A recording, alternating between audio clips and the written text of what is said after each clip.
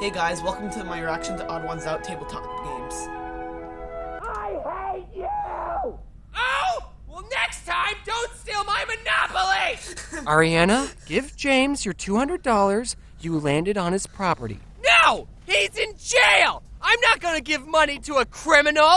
That's not how you play! Mommy, why is brother screaming? Shut the f*** up, Sally. You don't get to talk after stealing my last railroad. I wish I was never born! Me too! You think I wanted this?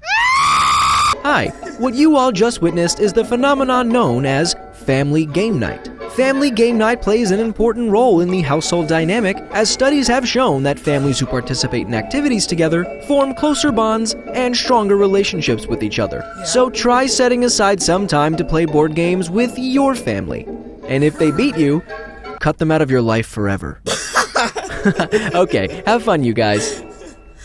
I like board games. I guess any game that doesn't involve me getting up and moving around I'm a huge fan of. Also, since I'm bad at everything and don't like playing games against someone who's better than me, I really love the games that don't require any type of skill. Like the game Chutes and Ladders, which I just learned today has another name called Snakes and Ladders. And I'm going to call it that instead, because I'd rather draw snakes than chutes. In Snakes and Ladders, you have no free will. You're at the mercy of a single dice, and I love it. While I was looking up walkthroughs for Snakes and Ladders, I quickly learned that this game was made for preschoolers, which is probably why it's so simple. Or how about the game Sorry, which is the most unapologetic game I've ever played. There's some strategy in that game, but most of the time you're just getting revenge on the players who've wronged you. And the creators of Sorry knew this because the tagline of the game is, Sorry, the game of sweet revenge. Which, if you think about it, is a pretty funny oxymoron. Aha! Take this! Sorry. I know how to play chess, but like most things, I'm not very good at it. Unless I'm playing against someone under the age of 4, I don't want to play that game. Because it shows everyone how bad I am at planning ahead. That's a game that's 100% strategy-based. It's like the IQ test of board games. Beating someone in chess will put you more ahead academically than anyone with a Harvard degree. And you'll get more babes. However, there is one exception, and that is, it's okay to lose at chess if you're playing against a computer, even if it's on easy mode. Computers are way better at planning ahead than anyone, because I don't know how, but a human made a computer that can beat the world's best chess player, but the creator of the computer can't beat the world's best chess player. So I guess that means it's game over. We tried our best, but we've peaked. Whenever you beat a computer in chess, it was going easy on you. Imagine if we made a computer that could beat the world's best Snakes and Ladders player. I would pay money to see a Snakes and Ladders championship. And everyone watching knows that the person playing is just some Joe Schmo that acts like the world's best Snakes and Ladders player, but they're all still excited. And there's real snakes that you get to slide down? That would be amazing. Sign me up. While we're on the topic of chess, I want to tell you about this cool sport I discovered called chess boxing. This is an actual competitive sport where two players play chess for 3 minutes, then box each other for 3 minutes. And they keep switching between chess and boxing until someone either gets a checkmate, they run out of time playing chess, or they KO the other player. I love this sport because it combines two polar opposite games, and it's something that anyone can play. Brains over brawn? Try saying that after I sucker punch you in the... Oh, that was a good move.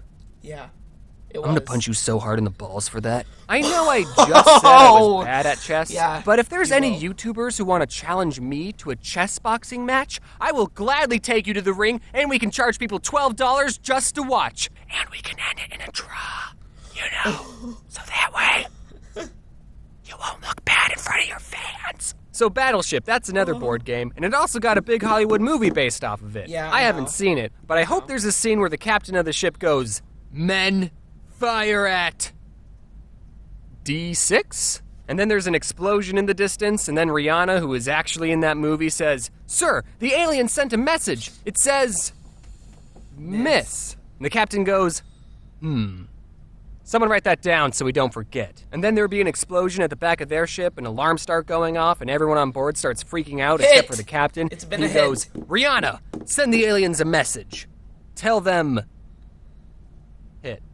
Also, ask them if they think the situation would make a good board game. And if that scene is not in the movie, I hate it. Agreed. Did anyone else collect a bunch of Pokemon cards but never knew how to play the game? Kyle. I don't think I met a single person who actually knew how to play the card game. Captain Which was Narwhal weird, really because knows in how to my play school, the card game was Pokemon. just as popular as the video games. Kids would always show off their collection of cards and binders, and everyone always wanted the highly that's coveted Kyle right there. shiny That's Captain Charizard Narwhal. card. You know which one I'm talking about. Charizard. You know which one I'm talking about. Charizard. You know which one I'm talking about. Unlike Yu-Gi-Oh!, which had dedicated episodes explaining why these 5 Yu-Gi-Oh. pieces of cardboard were expensive, God. the shiny Charizard was rare, not because it was good in the game, but because everyone agreed that it looked cool. But then when you ask someone, hey, do you want to play a game? They would say, okay, I summon my Charizard in attack mode. Does anyone even know how to play the Pokemon card game? I bet none of these guys even know what they're doing. How'd this guy win? He didn't even call Uno. I can't be too hard on the Pokemon cards, because the card game I like is probably way more complicated than Pokemon. I don't know for sure because, like I said, I don't know how to play the Pokemon card game. But my favorite card game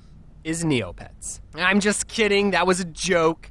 Kind of. I did actually own a lot of Neopet cards. I don't remember exactly how to play. I do remember you have to get 21 points to win, 21? which got me into playing 21? blackjack. But it's okay that I don't remember how to play, Blackjack. because no one else is playing this game. I wanted to find some footage of a Neopet TGC championship, only to come to the disappointing realization that no Neopet championship exists, which is sad. So if there's any YouTubers watching who want to fight my Scorchio, square up. Okay, but for real, the card game I like the most is Magic the Gathering. And fun little heard of factoid, that. all 3 card games I've mentioned were created by the same company, Wizards of the Coast. Hey, is that a Monopoly reference? I've been playing Magic since Monopoly? 2007, I don't and even back know. then the game was a lot more simple. Look at some of these 2007. more recent cards. First, see how many words are on them? And if we flip them over, they merge into an even bigger card. What? If you showed these cards to my 11-year-old self, I would have lost my marbles. My favorite thing about Magic is many when Richard marbles, Garfield, Dick Garfield, was first creating the game in 1993, he didn't really have an accurate way of testing the cards to make sure they're all fair and balanced, and he ended up creating some of the most overpowered cards in Magic. And players today refer to these cards as the Power 9, because there were 9 really good ones, which is why every single one of them is banned. Now, don't get me wrong, the Power 9 are good cards, but none of them are like, you win the game good. Take this one, for example, Ancestral Recall. All it says is, draw 3 cards, or force opponent to draw 3 cards. Which is stupid that they added that last part. Why would you ever give your opponent 3 more cards to beat you with? Now, I know what you're thinking. No, I'm not gonna give a slightly better Pot of Greed, which is a card that allows me to draw 2 new cards from my deck and place them into my hand, is one of the top 9 most powerful Magic cards? Yeah. Pot of Greed is banned too. Games play such an important role in childhood. And here's what they all teach us. In Magic, if you're really good at what you do, no one will invite you to their tournament. Monopoly, white-collar crime is okay. Battleship, just guess and check. Snakes and ladders, if you see a ladder, climb it immediately. And no one cares about Neopets. Now, if you excuse me, I have to show this prison guard my coupon I have that lets me get out of jail anytime I like. And when all is said and done, I thought to myself, what can I do to help strengthen this weekly tradition of family game night? So I decided to create my own game based off one of the most scarring events of my childhood. Many of you might recall the traumatic experience my sister and I had with Harry the Moth, and to help me cope, I decided to immortalize this memory by turning it into a card game. Introducing Can't Catch Harry. I let my Twitter followers decide on a name, and they went with this one, so good job, guys. Here's a sneak peek of some of the cards. I spent a lot of time working on this game, and I know you're gonna like it. We got a lot of recognizable characters like Mr. Poe, Mom, Satan, and Sandwich Artist. We're launching the game on Kickstarter today, so check out the link in the description to get yourself a copy. We have different reward tiers like holographic cards, golden figurines, and even a custom-made card if you're into that. The reward tiers are only going to be available for 30 days, and given my upload schedule, I don't know if I'll be able to tell you that again, so I'll post updates on my Twitter and Instagram. That's right, I got an Instagram. I'm trying to tell you that to follow me on Instagram. Thanks for watching, and that's how we're going to segue into the end card. So guys, that was the end of this reaction. So, next time I'm going to be reacting to old SML video that I already basically watched. So, see you guys next time for that video, and I'll see you guys next time. Bye-bye!